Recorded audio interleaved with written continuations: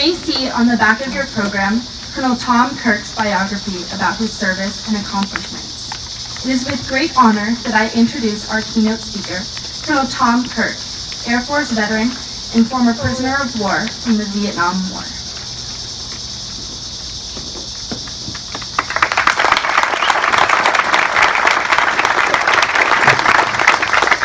Thank you so very much. I'm proud and honored to be here. And when I heard these two young people speak, it really makes my heart fill up. I'm concerned because we need more and more patriotic ceremonies such as this all across the country with some frequency, because I do not believe that many of our young people have the sense of love of this country and the feeling for patriotism that guys like us older have. And I think it's our duty to instill that in them. I'm one of the guys that happens to be, thank you, I happen to believe that a veteran, anyone who ever served in any service, regardless of the job, regardless of how long, or regardless of where, is a unique and special person.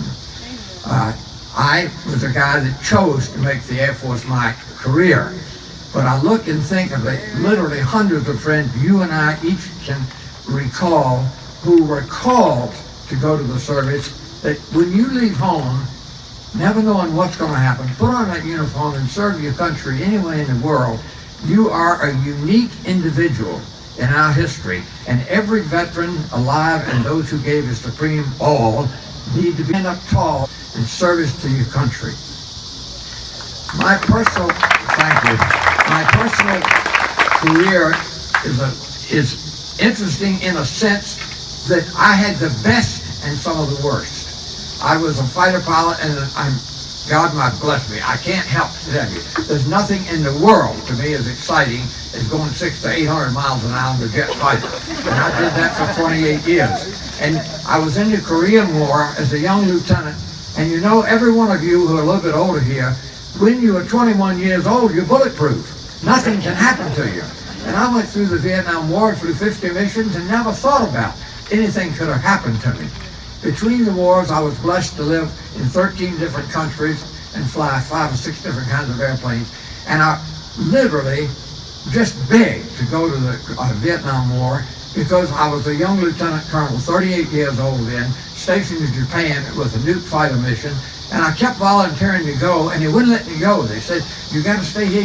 You're the squadron commander, and you've got a job to do with the nuclear mission. Stay here. Well, I snuck in a thing, and I was able to go to Vietnam, get a combat assignment in the F-105, the 3rd we called it, which was the primary dive bomber, the primary Air Force airplane in the Vietnam War. At 38, squadron commander, my first mission to Hanoi, in about 30 seconds, I realized there's a hell of a lot going on here. They're trying to kill me. And it was never a moment I had 66 and a half missions, and 66 I was shot down. I was leading the largest raid of the war at that time. I had about 80 airplanes, and we were bombing the Tom Kirk Memorial Bridge in downtown Hanoi. And it was 7:30 in the morning, and I have all these airplanes clustered around me, and they are just flying off me. So I call roll in, and everybody rolls in to dive bomb this bridge. And halfway down the bomb run, I get hit in the back with anti-aircraft fire, and every instrument in the airplane came on and told me I was on fire. But I'm typical GI, I didn't know better. I just went ahead and dropped my bombs, and I got the bridge. One of my bombs hit the bridge. We have a picture of that. So I pulled off, and I'm on fire, and I said, God, if I could just get 50 miles. All I needed was to get 50 miles out into the jungle to the south, and the helicopters could come in and pick me up. And I'm flying along at 600 miles an hour, and all of a sudden, the control stick in the airplane starts what we call mushy, because in a jet fighter, if you do that, you'll roll the airplane. And then suddenly my stick would do this, and nothing was happening. I thought, oh my God, it's burning up. It's going to burn up the controls, and it did. And the airplane just went straight for the ground, and I had to eject out of the airplane.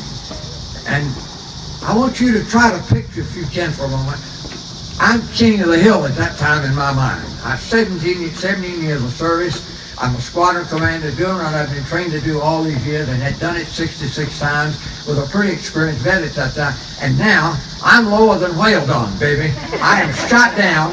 I'm in a parachute. I land unconscious. I'm captured immediately. And by the way, I've been through jungle survival, Arctic survival, desert survival, water survival, everything to help you escape and evade if you ever get shot down. I was captured when I came to. I landed unconscious. When I came to, I was captured, so I didn't get to do anything. So anyway, they blindfolded me, bound me, gagged me, and put me in a truck and bumped me over the 27-mile road into Hanoi and put me in a prison camp, and that began the 5.5 years of up there of the most miserable time in my life. And try, if you can, to picture what was happening to me as one. There were 580 of us in North Vietnamese prison camps. 12 died in captivity and 568 came home. So the A1, I'm a leader of everything. Next minute, I'm floating down a parachute blind. The next minute, I'm captured, very badly injured. I couldn't walk for nearly 3 months. I get into the prison camp and I get nothing but a little bit of water for 2 days. Then they take me into a room and they start interrogating me, and I won't answer the questions. And we go on, and pretty soon they say, if you don't answer what we ask you, I was tortured for 3 days and 3 nights, and on the broke, and I don't mind telling you it all. I did as best I could. On the 4th morning, I was gone. When they untied me, I could not move my arms. I lost complete use of my arms, and I was screaming bloody murder. I was delirious, there's no question. But I broke. I gave them something. I have no idea what I told them. It doesn't matter. I failed. I don't think I failed. Anyway, then they finally put me in a cell by myself. I hadn't seen another soul. And I'm in this cell. I can't walk. I've been shot down. My world is taken away. I'm badly injured. I'm hungry. And I'm saying, oh my God, do you realize, Kirk, do you realize what's happening? Your world is gone. And every 3 to 5 minutes, I'm asking, God, why me? What did I do to deserve this? Could I have done something a little bit different with the airplane and wouldn't have gotten hit maybe? And so it went on like this, and I just was miserable, and I literally wanted to die. And I think I went like that for maybe 10 days. Total dejection. And one morning, I think as a typical American, every one of you would have done the same. One morning, I woke up and, damn it, I'm here. I can't do a thing about this. Nobody cares about me. I've got to some way dig deep and figure out a way to pull myself together and survive this thing and go home someday. I promise you, in the name of God, for the next 5.5 years, I could have stood there 3 more years. Once I was able to come to grips inside me that I could handle this, and it did. It was pretty miserable some of the time, but we could make it. And when we were released at the end of the war, and came home, I came home with some valuable lessons that for 2 minutes I'd like to impart to you. Number 1 is freedom. Boy, when it's been taken away from me and you're sitting there in a cell, I happened to have a little run-in with the guard after 14 months, and he put me in solitary, and I never saw another American for 2 years. I was in solitary for 2 years over that. And in that period of time, I thought, God, what it is to be an American and to be free. And today, whenever I'm in a room with a door handle, I can open the door and go out, I'm a happy camper. And I'm telling you, we need to stop and think what we have done, people like you, and down through the years to make this country free. And we need to think every day, not just the 4th of July and patriotic days like today. We need to remember constantly, freedom is not free, and we're free because of what's been paid for in lives and treasure all through our history. That's the first thing. There was never one moment of doubt by I or any of my 500 and some compatriots the United States was going to bring us home. We would not be left over there. We knew someday the war would end. All we had to do was hang on, you'd bring us home. That's freedom. The second thing is faith. Now, I don't mean to talk religion. You have what you want. But to me, in a prison camp, faith was an important thing. There was lots of praying going on. I had one guy in my cell for a time who was an agnostic. That's a guy that doesn't deny God, he just doesn't believe in it. When the bombs started falling on Hanoi, he was praying along with the rest of them. And I'm telling you, prayer is a powerful thing, and faith is a powerful thing when everything else has been taken away. That's faith in God. There's faith in the United States. I mentioned, you were coming for us. We weren't going to be left there. Faith in your fellow man. We had to communicate in between the cells in Vietnam, knocking on the wall, a thing called a tap code. And to this day, I can still do it after 43 years. But the idea, if I'm taken out of a cell and tortured, they want something from me to write something or say something, and why not tell them? Nobody's going to know but me. You and I don't do that as Americans. Not me. I'm just one guy. But I'm very proud of the fact that I had faith in the guy in the next cell. He's going to support me, and I'm going to support him. And I'd come back in the cell after being tortured or being beaten primarily, and Tom, we love you. We know you did your best. God bless you. That's powerful. And then the last thing is faith in yourself. I mentioned, why not answer their questions? Because the military code of conduct for all military says give name, rank, serial number, date of birth, and nothing else to the best of your ability. Now, I sat on a board in the Pentagon when we came home. We changed it a little bit to give you the right to give them something. If you're failing on the torture, give them something to minimize the net gain to the enemy. But it's still the same way. You give them the least that you can. And so you stand there and they're beating on you, or you're in the ropes and you're hurting something terrible. Why don't you just give them something? Because there's something in you and me that we say, no, I'm going to be strong. I'm going to hold it as long as I possibly can. If you fail, you fail. You do your best. They are powerful lessons to me. Now, that's enough about me. I want to talk just a moment to you about the idea of the MIAs and POWs. Lots of friends that didn't come back. A week before I shot down, I lost 2 of my squadron, and one of the toughest jobs in the world is to write letters at night home to families when you lost comrades.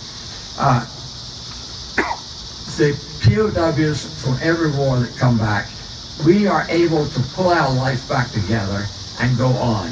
And imagine, I was 38 when I was shot down.